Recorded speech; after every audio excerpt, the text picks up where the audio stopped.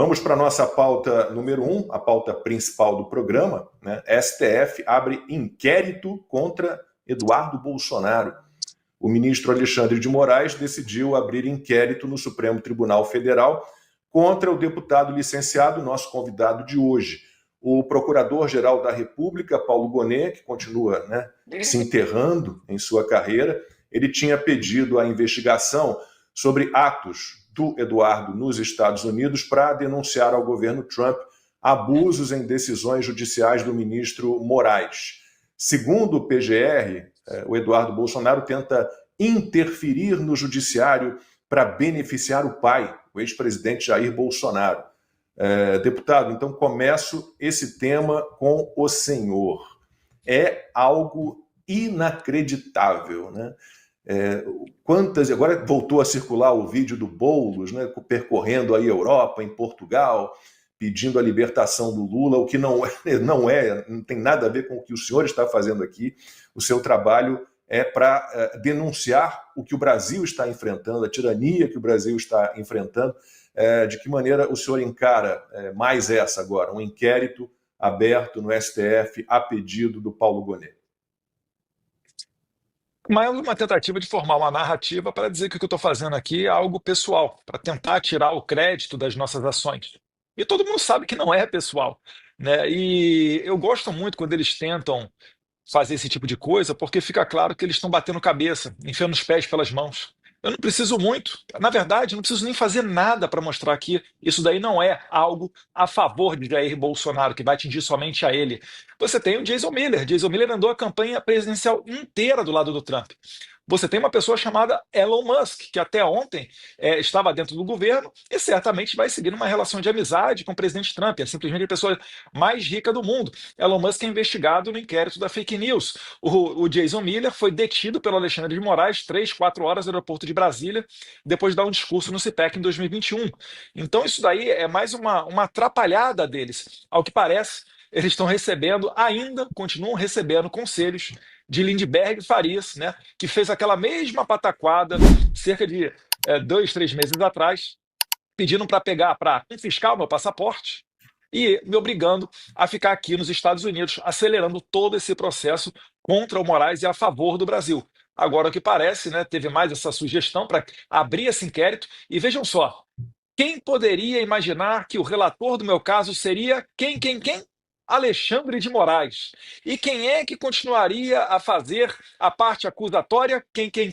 O PGR Paulo Gonet. Eu estou usando aqui de ironia, mas isso daí escancara o que a gente está vivendo. O juiz natural, aquele que vai me julgar, é o mesmo que falou que queria me pegar naquelas conversas vazadas através de matérias do Glenn Greenwald, que ele teve acesso aos WhatsApp do Eduardo Tagliaferro e os juízes Ayrton Vieira e Marco Antônio Vargas. Então, essas pessoas todas, elas estão tentando salvar a própria pele. O que o Alexandre de Moraes está tentando fazer agora? Ele está tentando criar uma comoção em torno dele.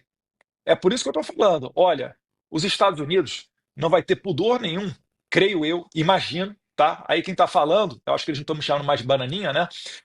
É uma pessoa que tem muito contato aqui dentro, que anda muito aqui em Washington, D.C. Quem me acompanha nas redes sociais está vendo que praticamente toda semana eu estou fazendo um bate-volta lá. Deixei de dar expediente em Brasília, estou dando expediente em Washington. Então, até perdi aqui o fio da meada, mas ele está tentando criar essa comoção em torno do Alexandre de Moraes porque é algo pessoal contra o Alexandre de Moraes, é personalíssimo contra ele. E o objetivo dos Estados Unidos é que se acabe com a censura e a perseguição política.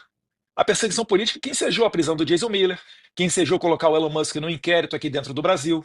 E eles sabem que o Moraes vai se aposentar só lá em 2043 e o governo Trump tem mandato de 4 anos. O Alexandre de Moraes ele vai tentar sobreviver esses 4 anos para depois retornar, se unir, de repente, a algum futuro presidente ideológico democrata para ir atrás dessas pessoas do governo Trump. Então, Alexandre de Moraes tentando unir a corte contra ele, a favor dele, ele está tentando causar, né, estressar essa situação para evitar que os Estados Unidos tomem a decisão de sancioná-lo. Só que os Estados Unidos, não creio eu, os Estados Unidos não vai ter pudor nenhum de sancionar mais ministros que se metam no caminho deles aqui dos americanos. Porque se alguém levantar as bandeiras de censura e de perseguição política, estará incorrendo nas mesmas sanções que o Alexandre de Moraes. Então, eu acredito que o Alexandre de Moraes será isolado, ele não vai ter a possibilidade nem de abrir uma conta bancária. Se seguir no STF, eu imagino que vai ficar numa situação muito difícil. Eu gostaria de ver o Alexandre de Moraes fora do STF, seja dando liberdade aos senadores para fazer impeachment, seja indo assumir uma embaixada em algum outro lugar, seja saindo realmente, né, rescindindo o seu cargo no STF, indo virar professor em qualquer lugar do mundo. Mas eu acho que seria muito saudável a gente ter um Alexandre de Moraes fora do STF, porque ele tem tido um papel muito mafioso, uma conduta muito de gangster dentro da corte. Ele é uma pessoa que não raramente a gente vê ele ameaçando outras autoridades. E é por isso que eu falo: se todas as pessoas que foram vítimas do Alexandre de Moraes tivessem a oportunidade de falar, tivessem a mesma liberdade que eu tenho aqui nos Estados Unidos, elas falariam muitas coisas. Não iria surpreender ninguém, mas traria à luz aquilo que a gente já sabe que acontece nos bastidores. Veja que turma, né? Bom, vocês sabem que eu estou trabalhando com o Alan dos Santos, então eu tenho que chamar agora. Foi uma sugestão, aliás, de uma espectadora da Timeline. Em vez de Lindbergh, é Lindbergh. Lindbergh.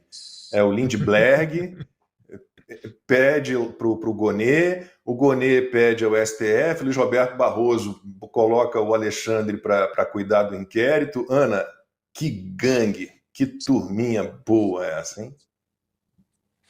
Então, isso que o Eduardo trouxe, né, coisa de mafioso, o Eduardo ele deve ter escutado exatamente de alguns parlamentares americanos, porque foi o que eu ouvi quando eu mandei aquele vídeo com legenda em inglês daquela delação, daquela sessão do Gonê, do advogado do Mauro Cid, do Alexandre de Moraes, e o Alexandre de Moraes ameaçando o Mauro Cid, dizendo que se ele não falasse, né, praticamente o que o Alexandre de Moraes queria ouvir, que ele ia atrás do pai do Mauro Cid, da esposa e da filha mais velha, se eu não me engano, e foi exatamente o que eu ouvi, e até de mais de um parlamentar dos Estados Unidos e assessor.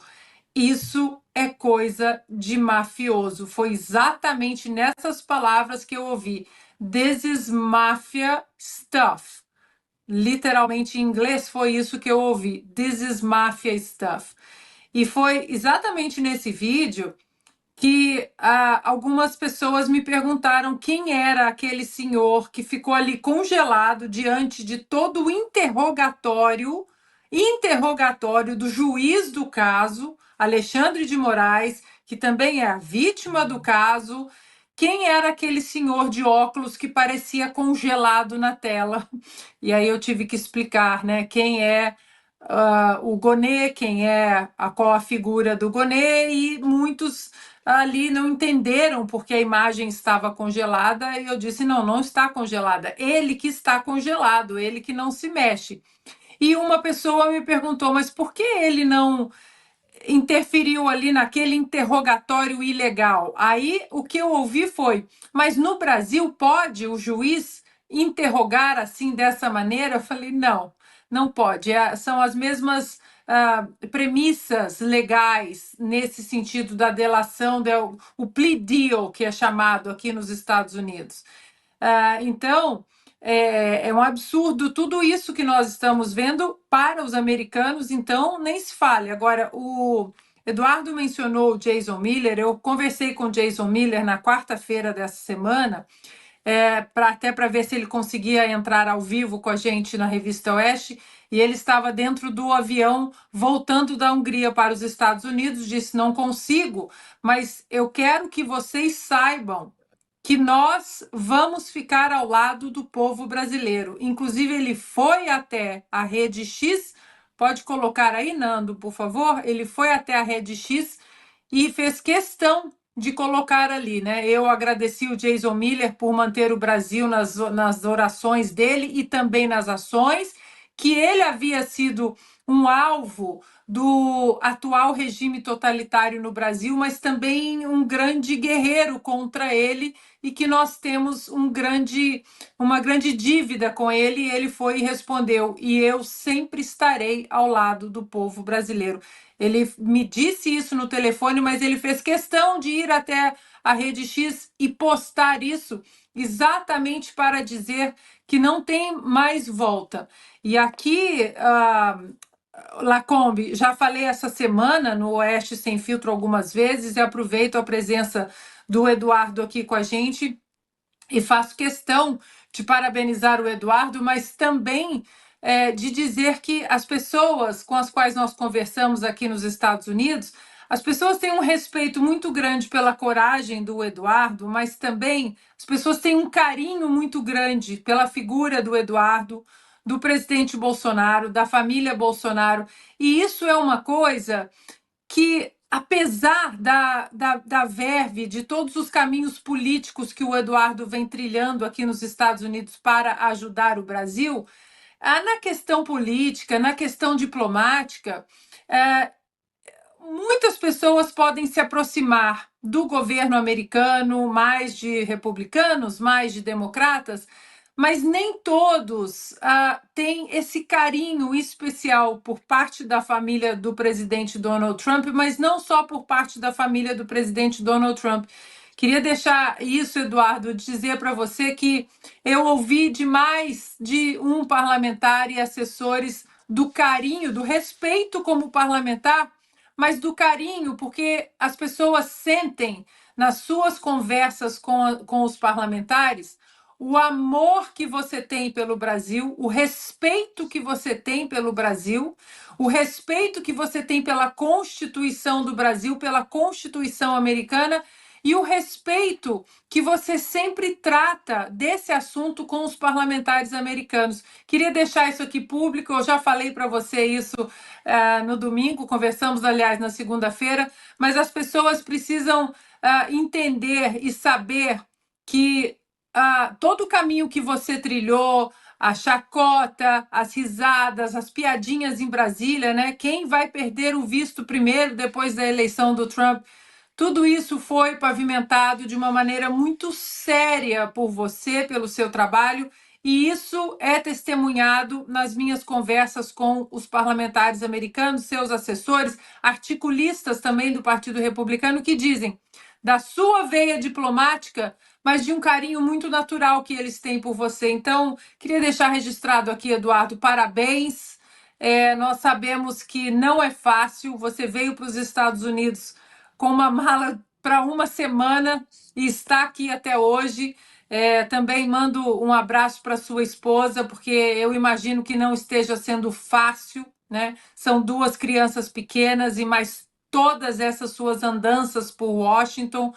Mas é isso, eu acho que esse trem agora partiu da estação, como nós falamos lá em Minas, e graças ao Eduardo, nós entramos numa rota bastante séria em relação a voltar a nossa bússola moral e constitucional para o norte correto no Brasil. Eduardo, quer falar um pouquinho? Ainda bem que a Ana já voltou do Brasil. Se estivesse no Brasil falando que está em contato com o Jason Miller. Não, obrigado pelas Passei na palavras, Polícia Ana. Federal com o passaporte americano, mas passei. Eu vou te falar, eu não sei se na sua situação eu me arriscaria não, né? Porque aquele negócio, né? Falavam, nunca vão prender um deputado federal, aí prenderam o Daniel Silveira. Nunca vão prender 1.500 pessoas se forem para a rua, prenderam 1.500 pessoas. Nunca vão condenar, e condenaram. Então, assim, na cabeça de maluco, sabe-se lá o que passa, né? Mas obrigado pelas palavras, Ana. A gente sabe que não é um trabalho sozinho, né? Eu fico muito feliz com o reconhecimento, obviamente. Eu acho que cada vez mais a população brasileira enxerga. Eu acho engraçado porque, por vezes, eu vejo alguns comentários de haters dizendo: Volta, Eduardo, não seja fujão, lute igual homem aqui do Brasil. Aí eu fico só olhando, daqui a pouco vem os meus eleitores de São Paulo, os meus seguidores falando: Volta não, fica aí e bote quente, porque pela primeira vez o Alexandre de Moraes está nas cordas. Eu não me recordo de termos passado aí uma semana de Alexandre de Moraes tendo que se defender. Talvez naquelas matérias do Glenn Greenwald, né, onde ele falou, inclusive expôs na conversa lá dos comparsas do Moraes que queriam usar a criatividade para fechar a revista Oeste. Então isso daí mostra que tem muita gente que é perseguida, é um trabalho em conjunto de muitas pessoas que ousaram desafiar esse sistema.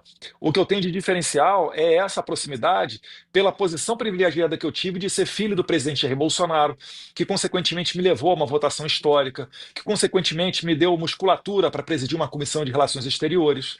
Mas eu também aproveito as oportunidades que a vida me dá e corro atrás. Então, quando você, por exemplo, eu não pude ir no CPEC da Hungria agora, que é onde Jason Miller estava, né? Fui no passado. A gente consegue conversar com o Viktor Orbán, a gente consegue colocar mais bagagem para dentro das nossas caminhadas, e isso daí vai nos orientando bem, vai criando amizades no meio desse caminho, e é isso daí que faz com que essas portas se abram. Porque, por vezes, as pessoas não imaginam, Ana, como é que é complicado você chegar aqui nos Estados Unidos e falar o seguinte: olha, eu sou um deputado licenciado, lá de outro hemisfério, mas eu queria falar com o assessor X, eu queria falar com o secretário tal, com o senador tal. Gente, isso daí é complicadíssimo. Então, se eu não tivesse, aí vem a modéstia à parte, né? Desde 2018, me dispondo a preencher essas andanças internacionais, aproveitando a oportunidade que o Jair Bolsonaro, enquanto presidente, ficou mais focado nas questões internas do Brasil, de água do Nordeste, saneamento das estatais, economia e etc.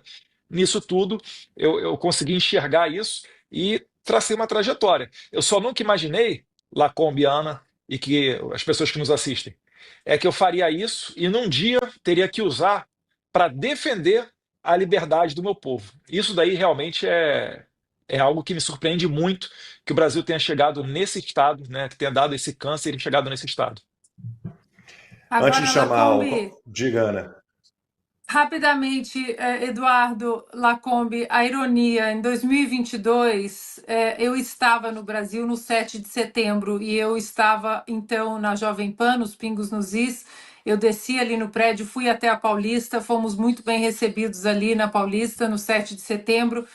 E logo depois, 2 dias depois, deu aquela confusão, vejam vocês, com o Jason Miller, que é assessor do Donald Trump hoje. Ele que ficou preso por muitas horas no aeroporto de Brasília, sendo interrogado por dois agentes da Polícia Federal que não falavam inglês. E vejam vocês a ironia. Quem ajudou Jason Miller foi exatamente Felipe Martins, que entrou em contato com a embaixada. Estamos com um problema aqui. Felipe Martins, que era assessor para os assuntos internacionais do presidente Bolsonaro. Entrevistamos o Jason Miller assim que ele chegou nos Estados Unidos. Batemos um recorde de mais de 400 mil telas ao vivo ali no programa. O Jason Miller entrou ao vivo com a gente. E aí, nesse vendaval todo, Felipe Martins fica 6 meses preso por uma entrada fraudulenta, que isso ainda vai dar muito, muito pano para manga. O próprio Jason Miller disse que esse é um assunto gravíssimo. Engraçado que estão falando tanto de soberania nacional no Brasil, que os Estados Unidos não podem interferir, mas essa questão do Felipe Martins trata exatamente de soberania americana. Alguém fraudou um documento de imigração. E aí hoje temos o Felipe Martins, que é uma das peças-chaves na aplicação das sanções da Lei Magnitsky, e o Jason Miller, que continua sendo o assessor do Donald Trump. Portanto, eu acho que os tiranos não entenderam como as páginas da humanidade, você pode estar por cima, mas quanto mais você estica a corda da maneira errada, uma hora o castelo começa a ruir. Agora vamos ver o primeiro comentário gravado pelo Rodrigo Constantino. Olha, Lacombe, eu quero comentar a atuação do deputado Eduardo Bolsonaro, nosso ilustre convidado hoje. É bom que eu faça isso em vídeo gravado para ele não ruborizar, nem eu ao vivo, para fazer os elogios que eu preciso fazer aqui. Eduardo Bolsonaro se agigantou nesse processo todo. Ele agiu de fato como os heróis dos arquétipos da mitologia, dos estudos de mitologia comparada de Joseph Campbell, o herói de mil faces, aquele que enfrenta o perigo, que é banido da cidade e vai lutar contra o dragão, ou se mete na barriga da baleia, e por aí vai. São várias analogias para dizer a mesma coisa. Ele precisa enfrentar os demônios para, quem sabe, retornar a Ítaca como o herói que vai salvar aquela cidade do dragão malvado.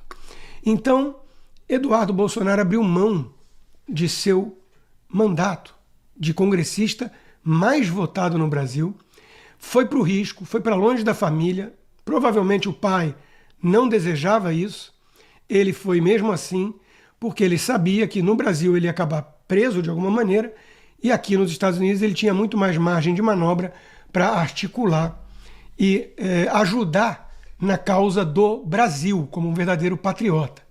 É curioso ver Cacai e companhia, essa esquerda toda em uníssono, no verdadeiro gabinete do ódio, tentando emplacar a narrativa de que ele está traindo a pátria e ferindo a soberania do país. Não há nada que atente contra a soberania do país em você denunciar um operador totalitário do direito, como diria Maria Elvira Salazar. Ele está justamente tentando livrar o Brasil das garras de um tirano. Isso é o ápice do patriotismo. E ele vem fazendo isso com inteligência, com sabedoria, com estratégia. Ele vem articulando, ele vem mostrando os casos mais emblemáticos. Ele tem entrada, ele consegue abrir portas por ser o filho do ex-presidente e por ser um deputado muito votado. E o próprio Paulo Figueiredo fez um trabalho de articulação também nas bases e tem acesso a vários desses congressistas que estão sendo simpáticos ao caso do Brasil, porque estão vendo que o Brasil está virando o eixo do mal para valer. Está caindo no colo da China, vai ser a nova Venezuela no continente, e isso não interessa aos americanos. É curioso ver também a esquizofrenia da mídia brasileira. Ora, Eduardo Bolsonaro conseguiu sozinho sanções que ainda não vieram. Ora, ele é irrelevante e são as big techs que estão fazendo isso. Eles precisam se decidir. Na verdade, não é uma coisa nem outra. As big techs estão lutando por liberdade de expressão, apesar do que algumas, até muito pouco tempo atrás, como a Meta do Zuckerberg, estavam muito tranquilas com o ambiente de censura no Brasil, né? Mas a do Elon Musk, a X, não, sempre lutou por liberdade, né? Mas elas estão agora mais alinhadas ao governo Trump contra a censura. E, por outro lado, o deputado Eduardo Bolsonaro ajudou muito a articular, sim, a levar ao conhecimento das autoridades os casos mais escabrosos do Brasil, e ele tem muito mérito nessa articulação. Na sua entrevista à Veja, foi a entrevista ali de um estadista, de um presidenciável. Eu assisti na íntegra, ele se portou bem, ele falou muito bem. O candidato da direita precisa ser Jair Bolsonaro, porque a inelegibilidade é absurda, é surreal.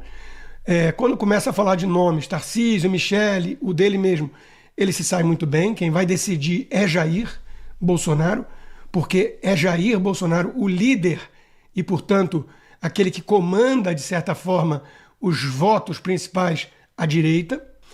É curioso ver também a esquizofrenia da mídia brasileira. Ora, Eduardo Bolsonaro conseguiu sozinho sanções que ainda não vieram.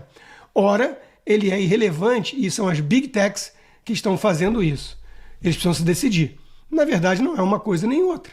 As big techs estão lutando por liberdade de expressão, apesar do que algumas, até muito pouco tempo atrás, como a Meta do Zuckerberg, estavam muito tranquilas com o ambiente de censura no Brasil, né? Mas a do Elon Musk, a X, não, sempre lutou por liberdade, né? Mas elas estão agora mais alinhadas ao governo Trump contra a censura.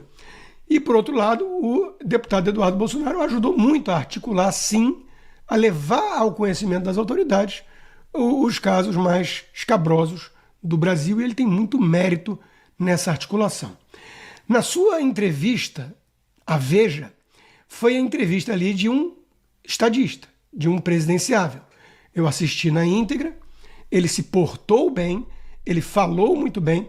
O candidato da direita precisa ser Jair Bolsonaro, porque a inelegibilidade é absurda, é surreal. Quando começa a falar de nomes, Tarcísio, Michele, o dele mesmo, ele se sai muito bem. Quem vai decidir é Jair Bolsonaro, porque é Jair Bolsonaro o líder e, portanto, aquele que comanda, de certa forma, os votos principais à direita, como o maior cabo eleitoral. E ele, se for escalado para esse papel, para essa missão, ele tem que estar preparado, né? E ele se mostrou preparado.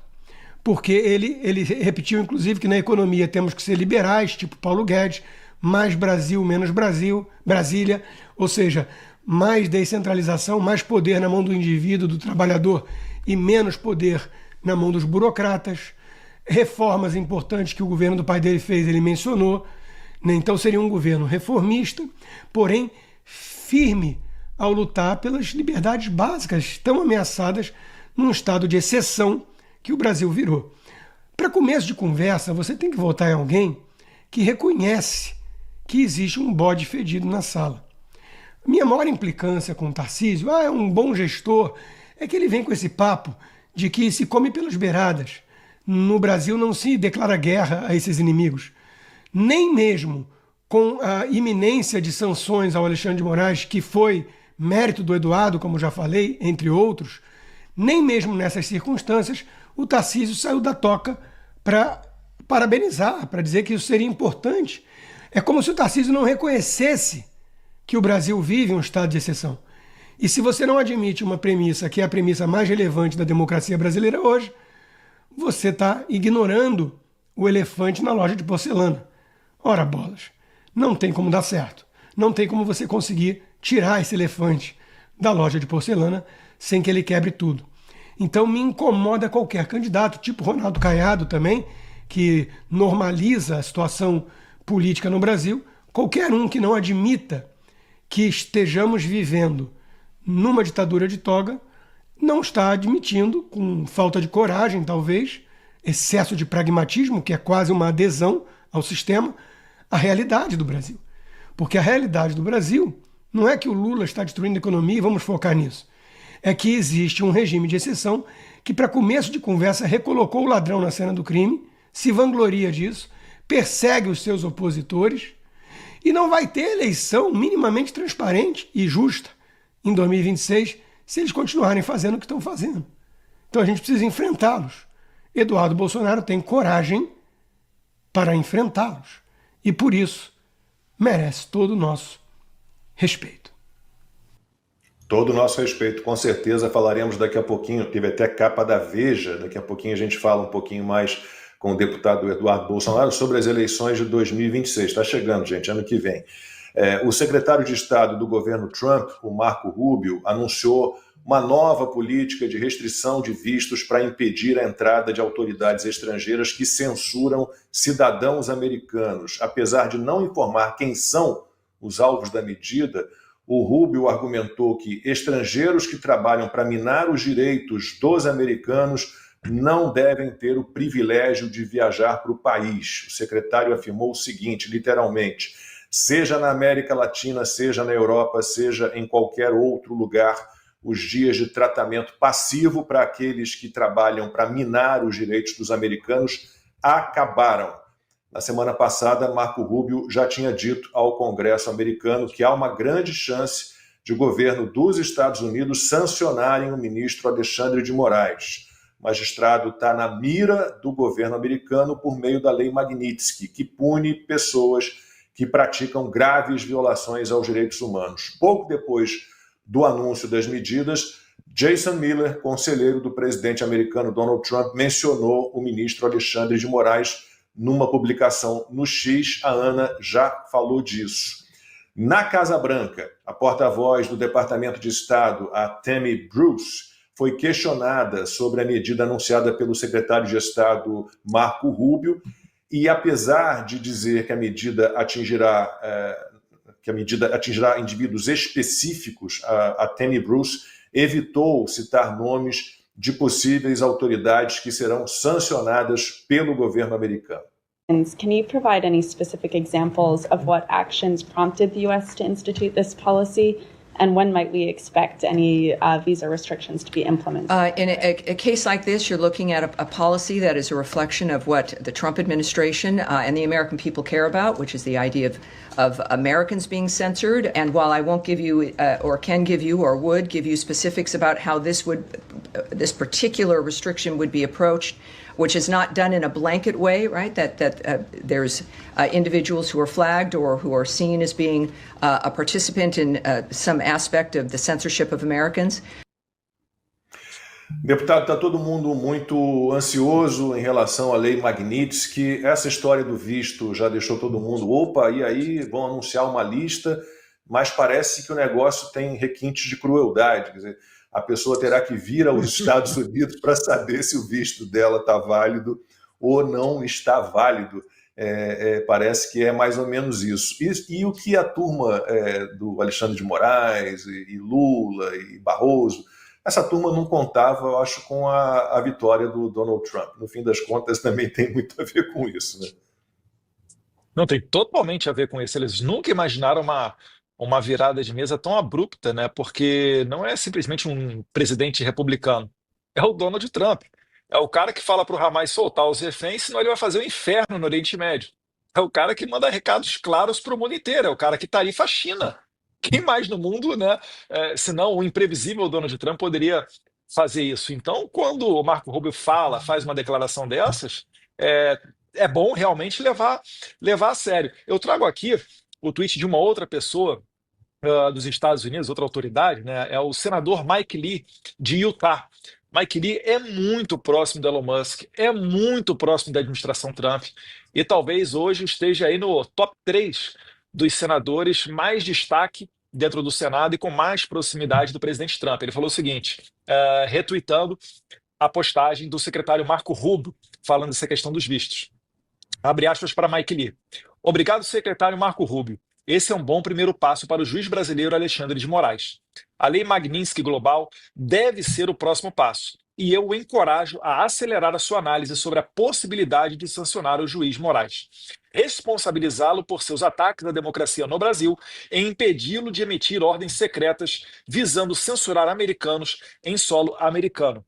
Bem, primeiro ponto de análise, você vê que todos eles já mencionam diretamente Alexandre de Moraes. Alexandre de Moraes é figurinha carimbada aqui na Casa Branca e no Congresso norte-americano. Inclusive saiu uma matéria na Folha falando, né, que a ala anti-Moraes do Congresso norte-americano, e isso daí é um trabalho de muita gente em conjunto. Quantas vezes não vieram delegações de brasileiros aqui ao exterior para trazer essas verdades do que ocorreu no Brasil também para os congressistas norte-americanos? É que no passado, os republicanos só tinham controle da Câmara dos Deputados. Depois da eleição de 5 de novembro do ano passado, isso se estendeu para o Senado e o Poder Executivo. Então a gente tem mais instrumentos, tem mais meios de ação. Mas eu faço aqui um agradecimento aos meus colegas parlamentares que também tiveram a coragem de, no momento em que o Brasil, se não beira, já é uma ditadura, de saírem do país para denunciar essas violações que se transformaram em corriqueiras. E eu realmente acredito que esses próximos passos serão dados. Eu entendo a lógica dentro de uma sistemática de um poder executivo. Presenciei de perto os 4 anos do meu pai enquanto presidente. Então tem também uma burocracia interna, né? A justificativa, é lei Magnitsky, é essa, é aquela, mas no final das contas, tudo se afunila para que seja dado como consequência ao Moraes sanções ou FEC, seja através da lei Magnitsky, que são violações de direitos humanos, seja através de EPA, seja ordem executiva, seja algo vindo do State Department. Isso daí eu acho que é o que menos interessa. O que mais interessa é esse recado, dizendo que os Estados Unidos não vão tolerar censores, né, pessoas que perseguem opositores políticos, pessoas que violam os direitos humanos. E eu, inclusive, finalizando, temo para que, se nós não tivermos uma recuperação rápida da nossa democracia, da harmonia entre os poderes no Brasil, a gente pode ir para uma eleição de 2026, onde um Bolsonaro inelegível, registrando a sua candidatura, vá mandar para o mundo inteiro uma fotografia igual àquela que a Venezuela deu na sua última, entre aspas, eleição, porque não tem mais eleição lá, né? Onde a Maria Corina Machado tentou registrar sua candidatura, tomou 15 anos de inelegibilidade, botou o Edmundo Gonzalez no lugar dela e o Maduro, lá como tem voto impresso, eles conseguiram fazer uma contagem paralela. E o Maduro teve que apelar para o seu CNE, que é o TSE lá da Venezuela, para que o TSE falasse: olha, o Maduro saiu vitorioso, vejam só, com 51% dos votos. Lembra um pouquinho até o nosso Brasil, né? E então, para evitar esse sim, um momento de complicações do Brasil ao exterior, um momento que pode ensejar sanções internacionais contra todo o povo brasileiro, é que a gente está tentando dar um freio de arrumação nesse momento aqui, Ana e Lacombe. E em evento do Partido Socialista Brasileiro neste domingo, Lula condenou a manifestação do governo dos Estados Unidos sobre a atuação do ministro Alexandre de Moraes. Olha que história é dos Estados Unidos querer negar, sabe, alguma coisa e criticar a justiça brasileira. Eu nunca critiquei a justiça deles. Ele faz tanta barbaridade, eu nunca critiquei. Faz tantas guerras, mata tanta gente. Por que eles vão querer criticar o Brasil? Bom, ele falou do Alan dos Santos, mais uma vez teve a cartinha do Departamento de Justiça para o Alexandre de Moraes, não cita nominalmente o Alan dos Santos, mas é o Alan dos Santos. O Lula fala que tem um cara brasileiro trabalhando todo dia contra o Brasil, esse cara é o Alan dos Santos também. E nesse mesmo evento, o Lula falou sobre a eleição de 2026. Ele disse o seguinte: precisamos eleger senadores da República em 2026, porque se esses caras elegerem a maioria dos senadores, eles vão fazer uma muvuca nesse país. Não quero dar lição para ninguém, mas temos que pensar onde é impreterível, onde é necessário mesmo ter candidato a governador. Para o Brasil, temos que pensar onde é necessário eleger senador. Precisamos ganhar maioria no Senado, senão esses caras vão avacalhar a Suprema Corte. Deputado, uma pergunta bem direta ao senhor, né? A gente sabe que a eleição para Senado, nisso o Lula está certo, a eleição para o Senado ela é muito importante, porque o Senado ali é o vigia do vigia, né? Com Rodrigo Pacheco e Davi Alcolumbre não sai nada em relação aos abusos, arbítrios e ilegalidades do STF, mas a gente tendo um Senado com maioria conservadora, com gente disposta a dar um basta na tirania, né, a situação muda. Aí uma pergunta direta: o senhor pensava, se não me engano, no Senado em 2026. Agora, eu vou até ler depois alguns chats aqui, superchats. Agora talvez o senhor surja como possível candidato à presidência. Teve a capa da revista Veja, né, todo mundo vendo na capa da revista Veja o lançamento da sua candidatura.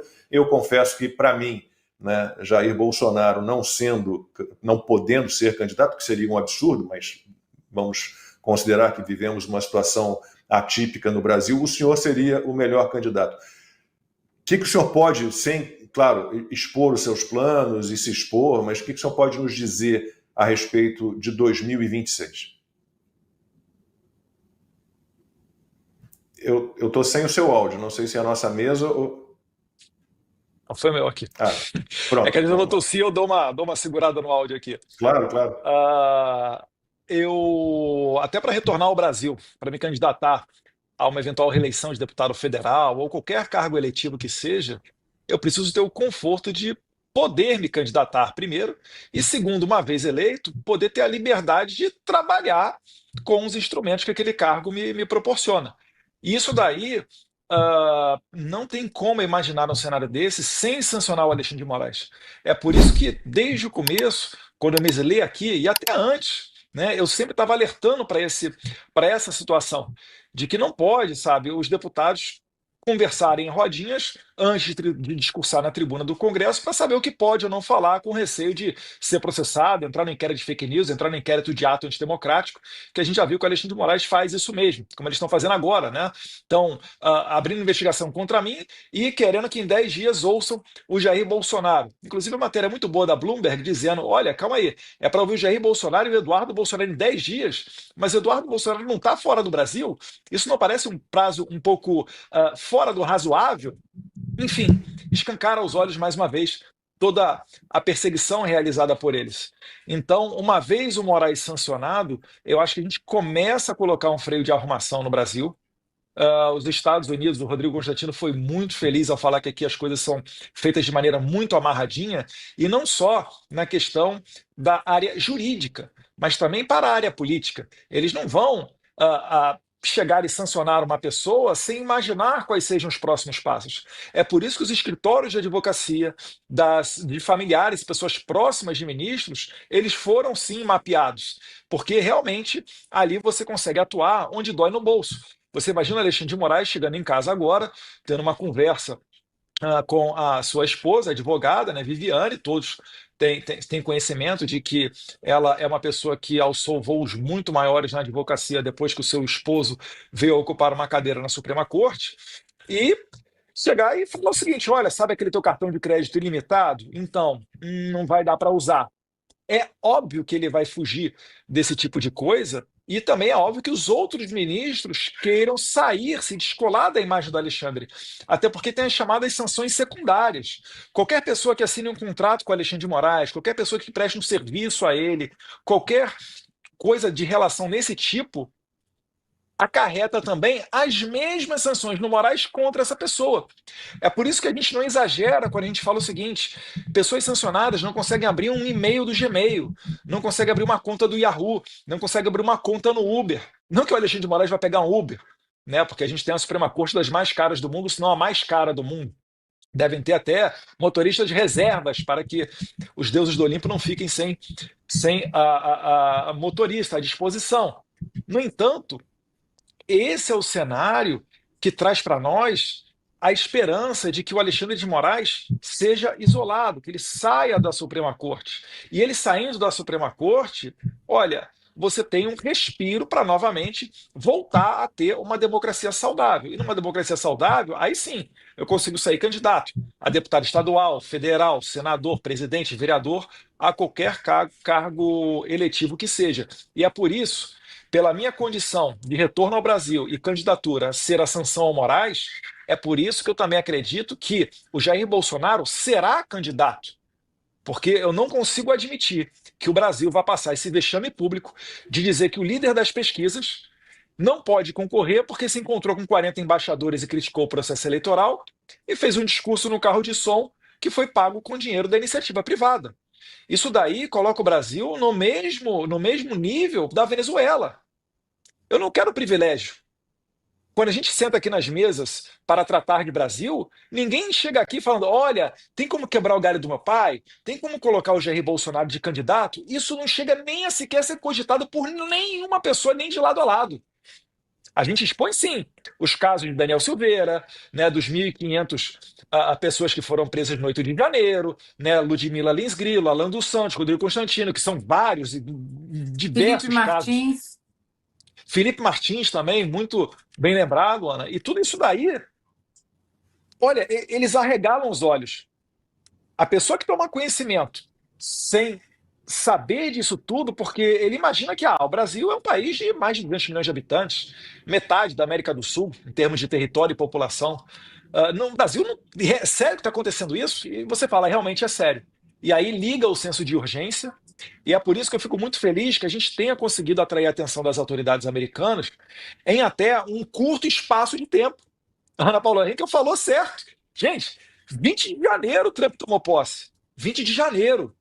A gente ultrapassou agora os 100 dias. Ele está falando de guerra na Ucrânia, ele está falando de resgate de reféns que ainda tem lá em Gaza, ele está falando de Groenlândia, de Panamá, de tarifa no mundo inteiro, etc. E agora um espacinho para a gente tratar de Brasil. Então eu fico muito feliz que a gente tenha conseguido alcançar esse objetivo, e eu espero que, saindo a sanção no Moraes, as outras autoridades não tenham o peito de tentar levar adiante as bandeiras de censura e perseguição política. Porque se esse for o movimento, aí os americanos realmente vão ter que sancionar mais pessoas.